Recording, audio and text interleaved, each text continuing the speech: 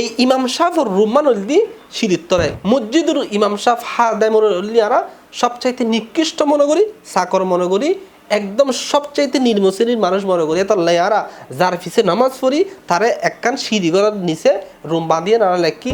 N কিন্তু মানবিক দৃষ্টিতে অন্যায়, অপরাধ, ইয়েন দুঃখজনক বিষয়। অধিকাংশ মসজিদে দেখলাম এরকম মসজিদ কমিটি খসুর কিনি ফেলি, খসুর কিনিয়ে পরিবারের ঈদ করে বেলায় ব্যবস্থা করে দিই, কিন্তু মসজিদের ইমাম সাহেব, মসজিদের খাদেম উনি সাল লাগতে বলে দিয়ে হুজুরের প্রতিদিন ওয়াজ করেন কোরবানের ফজিলত সম্পর্কে, কিন্তু ইমাম সাহেব কোরবান করি না পারেন খ্যাং করি করি বুঝে বেতন দিতে গুণ ওকে মানুষ চলি বেল্লাই সংসার চলে বেল্লাই বর্তমানে 30-40 হাজার টাকা নয়, কিন্তু আর ইমাম সাহেব আর মসজিদের মসজিদ যেটা ঘর দিন না পারে কাম বালামিককে আর বেতন হতেন দিও। আসসালামু আলাইকুম রহমতুল্লাহি বরকাতু। দর্শক আর পাশে সন ওনারা একখান ছবি দেখতে লাগবেন। এই ছবি গান দেখিয়ে কি মনে রাখতুন ছবি গান দি এখনো গুদম কর্ণ কিংবা হন স্টোরুমও ন ইমাম সাহেব রুমুর ছবি। এই ইমাম সাহেব রুমুল দি ওনারা কিরকম সন আর বর্তমান অবস্থা আর বিবে করে হরে নিয়ে আর বর্তমান ইমাম সাহেব সকলের আর ইমাম সাহেব এবং মসজিদের খাদেম সকলরে আর এন একখান স্থানত দি ওনারা দেখিলে বুঝিবেন ইমাম সাহেবের রুম এবং মসজিদ কমিটির রুম আকাশ আর পাতালে বেশ কম। ইমাম সাহেবের রুম সন সিঁড়ির তলে যেডে জেনারেটার লাহে, যেডে উন্দুর মাথে, যেডে দি টুনুসানি হনবতে মানে সিঁড়ির তলে মানে মাথাও গুজে বেললাই এরকম একটা রুম ইমাম সাহেবল্লাই, মসজিদ সাহেবল্লাই, হাদেমল্লাই, মসজিদের ইমাম সাহেবল্লাই আর একখান ঘর এনল দি মসজিদ কমিটির লাই। এই মসজিদ কমিটির ঘর দৌড় একবারে অন্যরকম, কিন্তু জিবের ফিসার নামাজ পড়ি যে মসজিদের মহল্লার জিবের নেতা মনে করি ইমাম, এই ইমামর ঘর গানর ওনারা পার্থক্য করেছেন আর বিবেক আর হরে জায়গা দিত আর বিবেক দিন দিন নষ্ট হয়ে গই তার বাস্তব প্রমাণ দি এই দৃশ্য।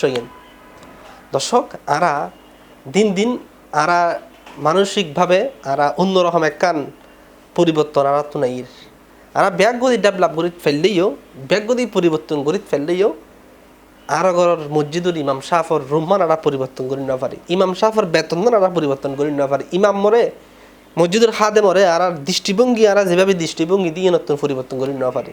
যে একখান মসজিদ, এই মসজিদের বিষয় হলি আল মসজিদু বাইতুল্লাহ, মসজিদ ইন আল্লাহর ঘর হই। তো মসজিদ ইন আল্লাহর ঘর হইলে আল্লাহর ঘরে যাবে হাদেম, আল্লাহর ঘরে যাবে হলি হাজ ঘরে, আল্লাহর ঘরে যাবে নামাজ পড়াই ইবের ঘর গান সন আর জিবে পরিচালনা করে মসজিদ ইবের ঘর গান সন। দর্শক আর ওনারারে যে বিষয় গান জানতাম চাই এনল দি আর এই মসজিদের অবহেলিত ইমামর ঘর গান লই ওনারা যারা মসজিদ কমিটি আসন অবশ্যই অবশ্যই ওনার বিবেকের প্রশ্ন করিলামাই, ওনার বিবেকের নিজে প্রশ্ন করিবেন। মসজিদ কমিটির পক্ষ তো ইমাম সাফল্য একখান ভালো একখান রুমের ব্যবস্থা করিবেন। এই সিঁড়ির তলে ঘর গান দেখি না ওনারা তো কি মনর এন কি হন ইমাম সাহেব রুমইত পারে কিনা। হ্যাঁ অনেক জায়গাত আছে ভালো, অনেক জায়গাত ইমাম সাফল্লাই মসজিদের হাতে মারলে সুন্দর করি এর গড় বিল্ডিং বানিয়ে দিয়ে তাহে ইয়েন ঠিক আছে, কিন্তু অধিকাংশ মসজিদে দেখি দি উজুর রুমল্লি সিঁড়ির তলে, উজুর রুমল্লি গুদম গরত, উজুর রুমল দি কারণ যেড়ে জেনারেটার লাহে এই রুমত উজুর রুম দেড় দি হনবতে একখান বক্ক চক্কর করি ইয়ার রুম একটা বাঁধিয়ে এরকম একখান রুম হনবতে তা হনজুরিবেই মনত দি বলদি মানে সর্বনিকৃষ্ট মানুষের রুমিয়েন শুধু একখান দুই ন ইমাম সাহেব মসজিদের হাতে মরে আর হন চোখে চাই ইয়ান যদি অনারা সন ইয়ানো একবারে ক্লিয়ার। অনর মসজিদুর ওগো মানুষ অনেক চলতে গেলে ওগো মানুষ চলি বেল্লাই সংসার চলে বেল্লাই বর্তমানে 30-40 হাজার টাকা নয়, কিন্তু আর ইমাম সাহেব আর মসজিদুর মসজিদ যেটা ঘর দিন না পারে কাম বালামিককে আর বেতন হতেন দিও ঘর দিয়ে দিতে সিঁড়ির তলে, তো বেতন দিলেও 4-5-6 হাজার টাকা দেন ইন দিয়ে কি হনো মানুষ সংসার চলে পারে কিনা এনে ওনার হাতে প্রশ্ন।